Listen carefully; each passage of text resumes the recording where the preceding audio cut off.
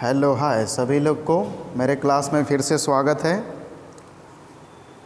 हमने इससे पहले 2 क्लास लिए हैं बिलियन पे, जिसका आज तीसरा क्लास है।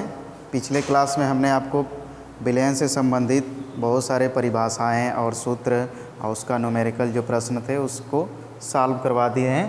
तीसरे पार्ट है हमारा बिलियनों के अणुसंख्य गुणधर्म। बिलियनों का अणुसंख्य गुणधर्म इतने कौन कौन से होते हैं? परासरण दाब होता है, वाष्प दाब में अवनमन होता है, क्वथनांक में उन्नयन होता है, हिमांक में अवनमन होता है।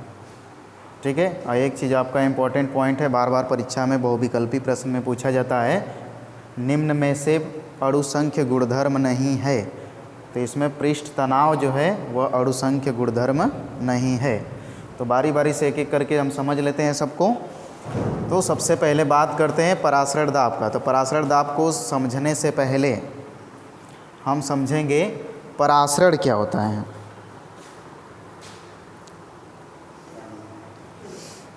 परासरण क्या होता है?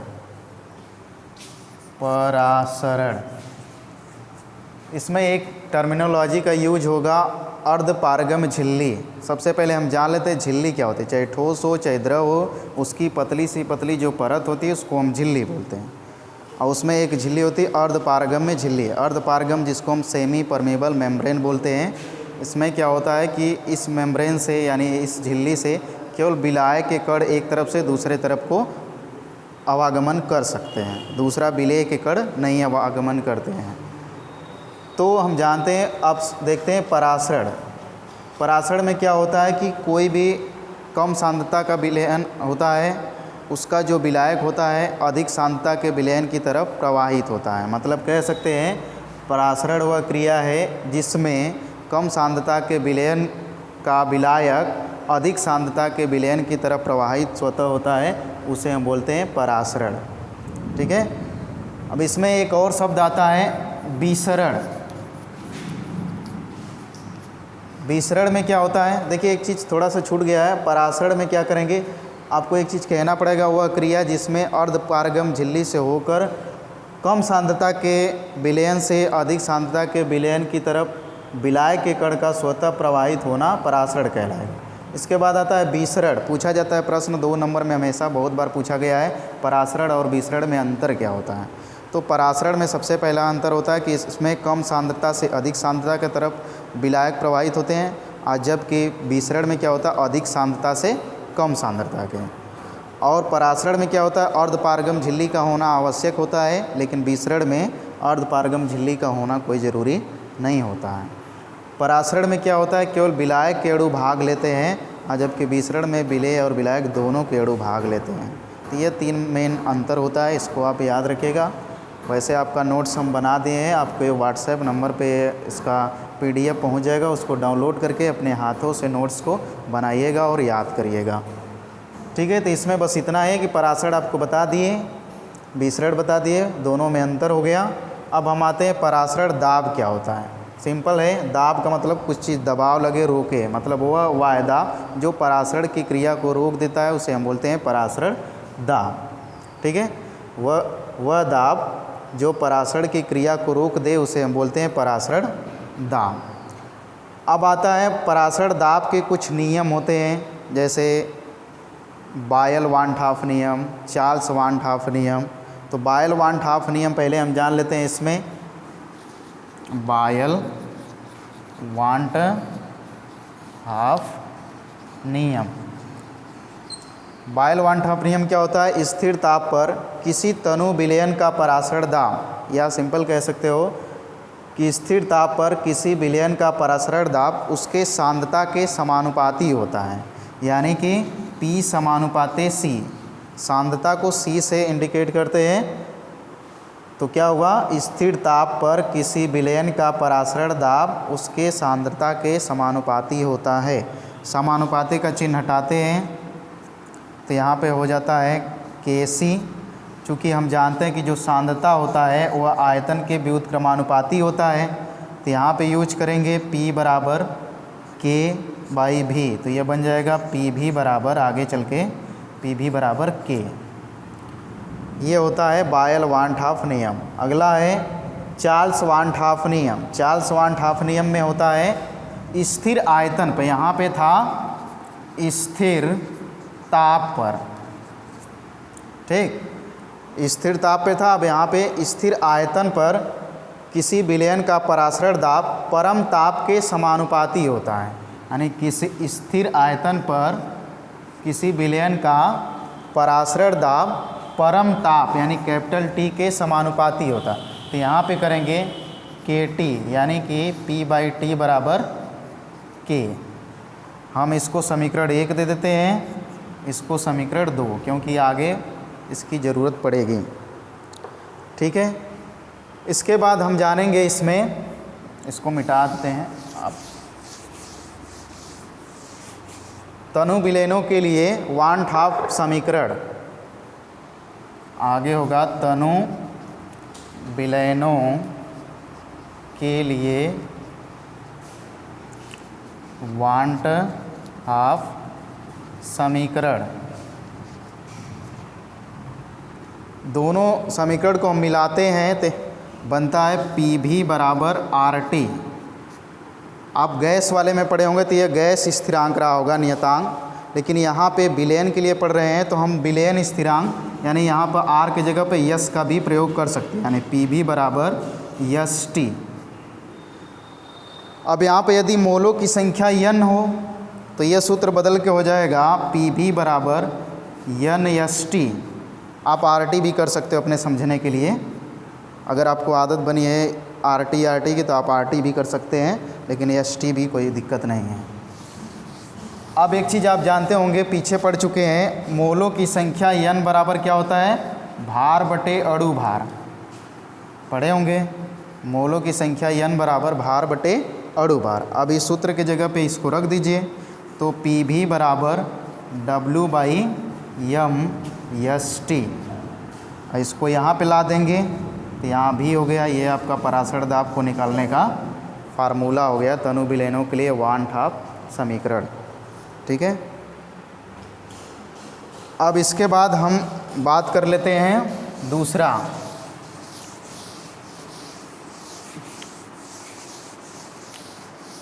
वाष्प दाब में अवनमन। वाष्प दाब में अवनमन, देखिए एक एक चीज़ को अगर समझ लेंगे तो आराम से हमारा काम बन जाएगा, कुछ करना नहीं है। वाष्प दाब में अवनमन, सबसे पहले जानते हैं वाष्प दाब क्या होता है, अवनमन क्या होता है। वाष्प जो दबाव डालता है अपने तल पे उसको हम बोलते हैं वाष्प दाब। अवनमन का मतलब होता है कमी।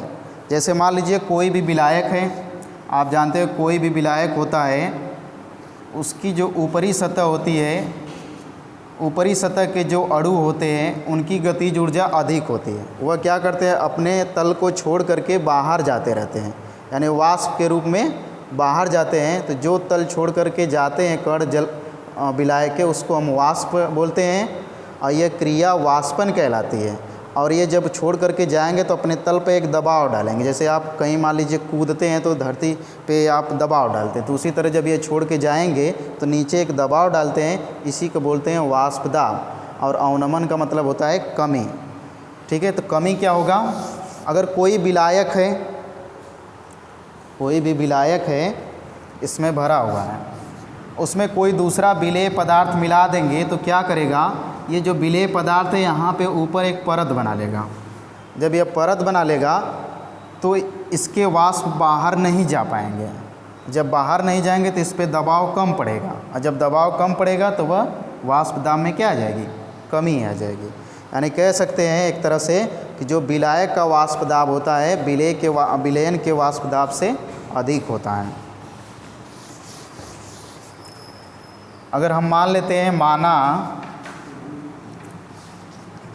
विलायक का वाष्प दाब P और विलयन का वाष्प दाब PS, तो आपेक्षिक वाष्प दाब में अवनमन, आपेक्षिक वाष्प दाब में अवनमन अवनमन बराबर हो जाएगा P माइनस पी एस अपान पी। कहीं पे यहाँ पे नाट करके लिखा रहता है तो ये भी सही है, P माइनस पी एस अपान पी। अब इसके बाद आते हैं राउल्ट का नियम। राउल्ट का नियम इसी से है कि राउल्ट का नियम का आराम से इस तरह देखिए, मैं सूत्र लिख दे रहा हूँ इसी जगह, यन प्लस कैपिटल यन। इसको क्या बोलते हैं? विलेय के मोल प्रभाज बोलते हैं ना, विलेय का मोल प्रभाज। तो राउल्ट का नियम के लिए क्या हो जाएगा, इसमें थोड़ा सा परिभाषा बन जाएगा। किसी विलेय का मोल प्रभाज आपेक्षिक वाष्प दाब के अवनमन के बराबर होता है। बस इतना से कहना। राउल्ट का नियम क्या होता है? विलेय के मोल प्रभाज, जो विलेय का मोल प्रभाज होता है वह आपेक्षिक वाष्प दाब के अवनमन के बराबर होता है, उसी को हम बोलते हैं राउल्ट का नियम। फिर इसके बाद आता है आपका अगला टॉपिक,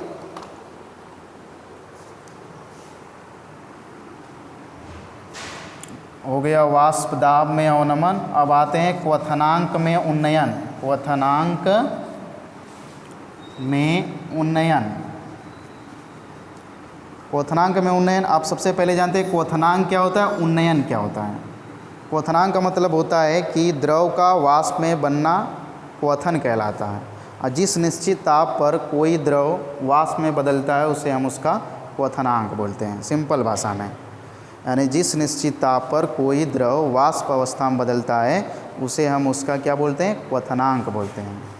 तो देखिए, वाष्प दाब में अवनमन ही क्वथनांक में उन्नयन का कारण होता है। मेन पॉइंट ये जानिए, वाष्प दाब में अवनमन ही क्वथनांक में उन्नयन का कारण है। कैसे, अब समझिए इसको। पहले पढ़े थे, ये कोई विलायक है, ठीक। इसको मान लीजिए आप गर्म कर रहे हैं किसी ताप पे, मान लीजिए हैं 100 डिग्री पे, यह क्या हो रहा है, वाष्प बन रहा है, ठीक है। अब क्या हुआ, इसमें कोई विलेय पदार्थ को मिला दिए या अवाष्पशील विलेय पदार्थ को मिला दिए तो क्या करेगा, इसकी सतह पे एक परत बना लेगा। जब परत बन जाएगा तो ये 100 डिग्री पर जो अणु बाहर निकल रहे थे वह नहीं निकल पाएंगे। जब नहीं निकल पाएंगे तो क्या होगा, इस पर दाब कम लगेगा। जब दाब कम लगेगा तो वाष्प दाब में कमी हो जाएगा। तो क्या करना पड़ेगा, आपको ताप को और बढ़ाना पड़ेगा, मतलब क्वथनांक और इसका बढ़ेगा, क्वथनांक और बढ़ेगा। तो अगर मान लीजिए कोई विलायक में हम विलेय पदार्थ मिला देते हैं तो उसके क्वथनांक में जो वृद्धि होती है उसी को हम बोलते हैं क्वथनांक में उन्नयन। अवनमन का मतलब होता है कमी, उन्नयन का मतलब होता है वृद्धि। तो इस तरह से वाष्प दाब में कमी ही कहलाता है क्वथनांक में उन्नयन।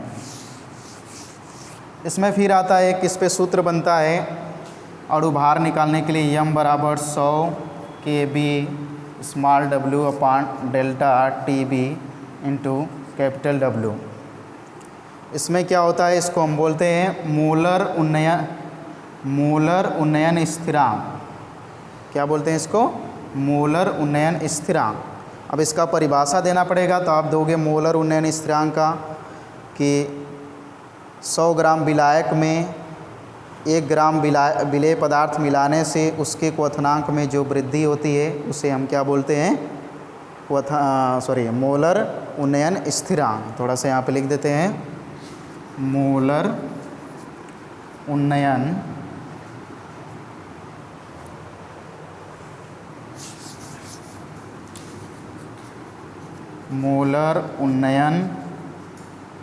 स्थिरांक। ये परिभाषा 1 नंबर में पूछा जाता है, इसको आप याद रखेंगे और ये सूत्र भी याद रखेंगे। मतलब 100 ग्राम विलायक में विलेय के 1 ग्राम मिलाने पर उसके क्वथनांक में जो वृद्धि होती है उसे हम बोलते हैं मोलर उन्नयन स्थिरांक। एक आता है इसी पे मोलल, यहाँ पे थोड़ा सा कन्फ्यूजन आपको हो सकता है। मोलल उन्नयन स्थिरांक, मोलल में क्या होता है, ये जो 100 है उसको 1000 कर देंगे। यम बराबर 1000 kb इंटू स्मॉल w अपान delta TB into capital W। देखिए, ये तो जानते हो विलेय पदार्थ का अणु भार होता है, यह विलेय का भार होता है, यह विलायक का भार होता है। यह क्वथनांक में वृद्धि होती है और यह मोलल उन्नयन स्थिरांक या मोलर उन्नयन स्थिरांक कह देंगे। अब इसमें क्या होगा, थोड़ा सा परिभाषा बदल जाएगा। जैसे इसमें मोलर था तो 100 ग्राम विलायक में घुले हुए यदि 100 ग्राम विलायक में 1 ग्राम विलेय पदार्थ मिलाते हैं तो उसके क्वथनांक में जो वृद्धि होती है उसे हम बोलते हैं मोलर उन्नयन स्थिरांक। अब यहाँ पे कहोगे 1 किलोग्राम विलायक में 1 मोल विलेय पदार्थ मिलाने पर उसके क्वथनांक में जो वृद्धि होती है उसे हम क्या बोलते हैं, मोलल उन्नयन स्थिरांक। यह फार्मूला होता है, इस पे कभी कभी प्रश्न भी आ जाते हैं 2 नंबर में, तो इसको याद रखिएगा। इस पे तो कम आता है, इस पे ज़्यादा आता है मोलल उन्नयन स्थिरांक पे। यह चीज़ आपको, इसका मान जो है दिया रहेगा आपको पेपर में ही। आगे देख लेते हैं हिमांक में अवनमन। हिमांक में अवनमन। अब देखिए हिमांक, अगला टॉपिक है हिमांक में अवनमन। हिमांक में यानी कमी। देखिए किसी विलायक में अवाष्पशील विलेय पदार्थ मिलाने से उसके वाष्प दाब में जो कमी होती है उसी को हम बोलते हैं हिमांक में अवनमन। यानी कोई विलायक पदार्थ है उसमें अवाष्पशील विलेय पदार्थ मिला देंगे तो उसके वाष्प दाब में कमी होगा, और वाष्प दाब में कमी की वजह से ही हिमांक में अवनमन होता है। तो आप समझ सकते हैं कि वाष्प दाब में अवनमन ही क्वथनांक में उन्नयन का कारण बनता है और हिमांक में अवनमन का कारण बनता है। इस पे भी आता है एक मोलर अवनमन स्थिरांक। मोलर अवनमन स्थिरांक, यहाँ पे उसी तरह सूत्र होगा यम बराबर 100 के, वहाँ बी था यहाँ पे यफ कर देंगे, स्मॉल w अपान डेल्टा टी। बी जो लगा रहे थे बॉइलिंग के लिए, यहाँ पर फ्रीजिंग आ जाएगा तो यफ, और यहाँ कैपिटल W। मोलर अवनमन स्थिरांक क्या होगा, यानी यह क्या होगा। तो इसका परिभाषा लिखने के लिए क्या करेंगे, उसी तरह से 100 ग्राम विलायक में 1 ग्राम विलेय पदार्थ मिलाने से उसके हिमांक में जो कमी होती है उसी को हम बोलते हैं मोलर अवनमन स्थिरांक। फिर से सुन लीजिए, 100 ग्राम विलायक में 1 ग्राम विलेय पदार्थ मिलाने से उसके हिमांक में जो कमी होती है उसी को हम बोलते हैं मोलर अवनमन स्थिरांक। फिर आगे आता है मोलल, जो पहले हुआ था, मोलल अवनमन स्थिरांक। यहाँ पे क्या हो जाएगा, यह 100 बदल के 1000 में हो जाएगा, यानी यम बराबर 1000 के एफ इंटू स्मॉल w अपान delta T F into capital W। इसका परिभाषा क्या लिखेंगे, 1 किलोग्राम विलायक में 1 मोल विलेय पदार्थ मिलाने से उसके हिमांक में जो कमी होती है उसी को बोलते हैं मोलल अवनमन स्थिरांक। इतना इस अब तक विलयन के सिलेबस में है, और यहाँ तक आपको नोट्स मिलेगा, उसको आप लिख लीजिएगा, याद कर लीजिएगा, और इसी में से परीक्षा में पूछा जाएगा। तो आज के लिए बस इतना है, धन्यवाद।